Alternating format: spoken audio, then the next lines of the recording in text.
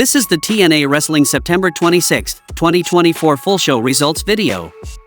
Wendy Chu makes her way out first to kick things off on this week's show, and she stops and is joined by Rosemary, and the two head to the ring for our first match of the evening. Jordynne Grace comes out next, and then Ariana Grace comes out. The liaison announces Sol Ruca as Grace's mystery partner from WWE NXT. Ruca gets a decent reaction coming out, and as soon as she and Grace enter the ring, Rosemary and Chu attack in the floor brawl before the match even officially starts. Then the match officially started, and in the end, Jordynne Grace gave a tag to Sol Ruca, and Ruca finally took over and hits her always fun to watch Soul Snatcher. As the match reaches a turning point, Grace is about to hit the Juggernaut driver when Tasha Steele storms the ring, attacking Grace and causing a disqualification. But before she can do more damage, Masha Slamovich rushes to the ring, forcing Steele to retreat, and the match ends with a tense standoff between the 6 knockouts. Backstage, Gia Miller talks with Frankie Kazarian, who asks if she is down with the King. He tells her the answer for her, which is yes. He asks if she is a believer of Joe Hendry. Again, he tells her the answer for her, which is no. He vows to beat Hendry tonight and go on to prove he is the king of TNA by beating Nick Namath for the TNA World Championship at TNA Bound for Glory. Every head must bow, and every tongue must confess, I am the king of TNA. The next match happened between Laredo Kid versus Jonathan Gresham. The bell sounds to get things started, and Kid gets off to a fast start with some crowd-pleasing high-flying offense. He hits a big high spot from the ring to the floor that pops the crowd in the impact zone, and back inside the ring, Gresham locks Kid in a submission.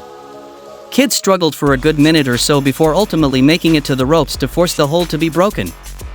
Upon getting up, Kid started connecting with a wide variety of kicks, before hitting a crossbody splash off the middle rope. Kid hits a suplex and holds on, and he hits a second one and then finishes with a brainbuster to complete the Three Amigos homage to the late, great Eddie Guerrero. Gresham takes back over and hits a moonsault, before going back to work on the knees of Kid. He repeatedly smashes Kid's knee into the mat over and over again until Kid tapped out. The next match happened between Zachary Wentz and ABC versus Speedball Mike Bailey, Leon Slater, and Kushida. Near the end, Wentz hits a springboard cutter, and ABC unleashes a flurry of offense. As Wentz is about to secure the win, Kushida breaks the pin. Slater then takes out Kushida with a dive, and he goes for a Swanton 450 on Wentz but misses, allowing Wentz to hit the UFO cutter for the victory.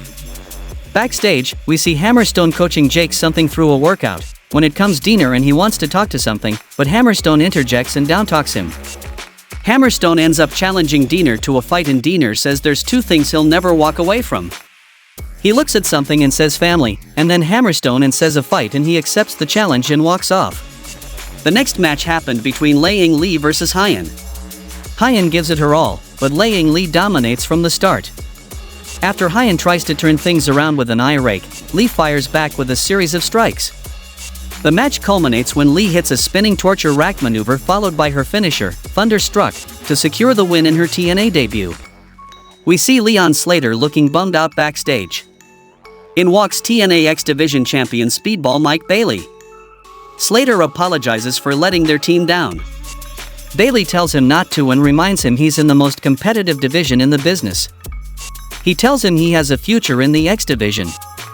When the show returns, ABC duo Ace Austin and Chris Bay are shown in a heavily post-produced promo segment where they mourn the loss of their TNA Tag Team Championships.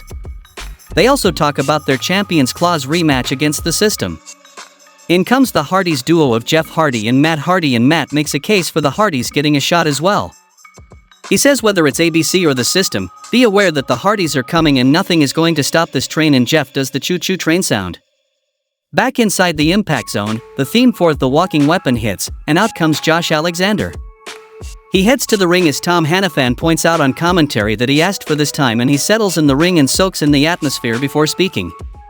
Fans immediately get on his case with loud "You tapped out" chants, referencing his loss to Joe Hendry at TNA Victory Road 2024.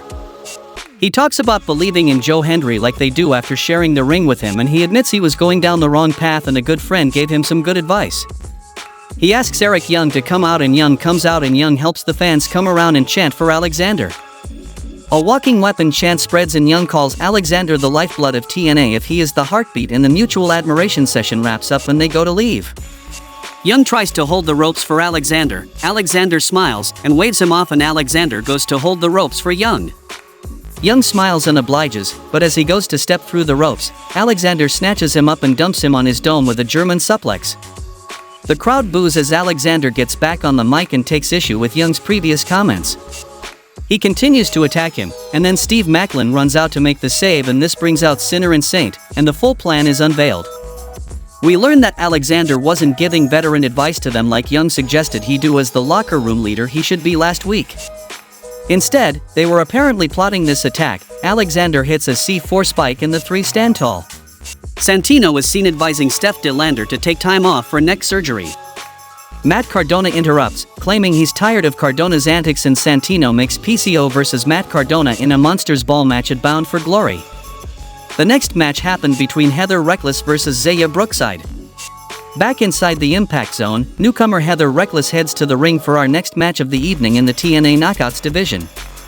Her opponent, Zaya Brookside, makes her way out with a cowboy hat on.